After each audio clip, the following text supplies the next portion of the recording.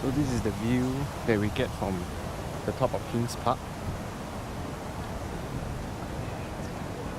And you get a really nice view of Perth City over here.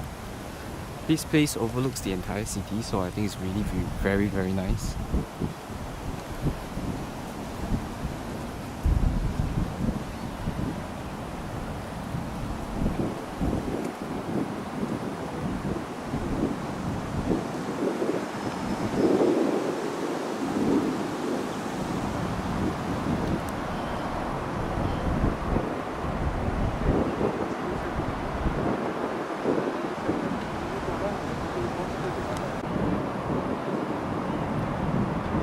Alright, so when we talk about standard of living, remember that we have to look at material standard of living and non-material standard of living. If we do a comparison between Singapore as a city and Perth as a city, well, I'm pretty sure that Singapore has a higher GDP per capita than Perth City itself in Australia.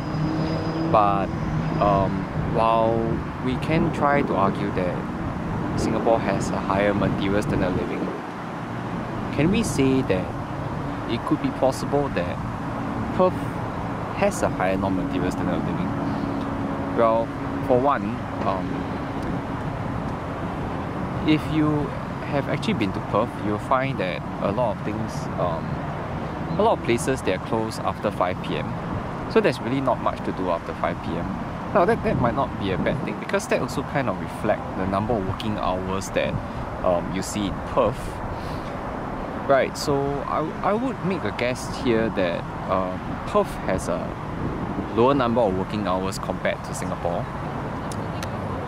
Well, to be sure, we will have to find official statistics that Perth has a lower number of working hours compared to Singapore, but I'm quite sure that is going to be true.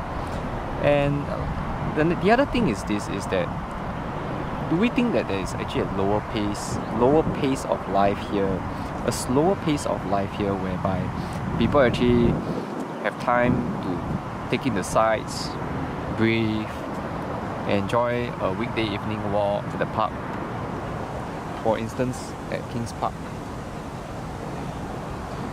Right, so if you ask me, this wouldn't be something that we will be able to do much of in Singapore, considering the kind of space that we have.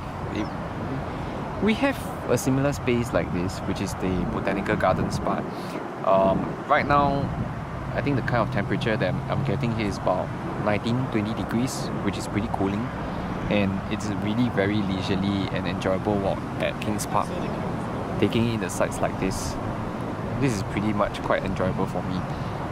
So if you ask me to compare the non-material style of living, I would say that Perth City has, in quite a number of aspects, better non-material style of living than Singapore.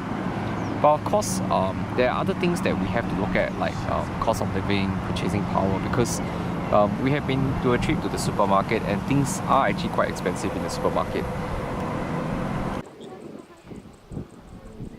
So look at Margaret River.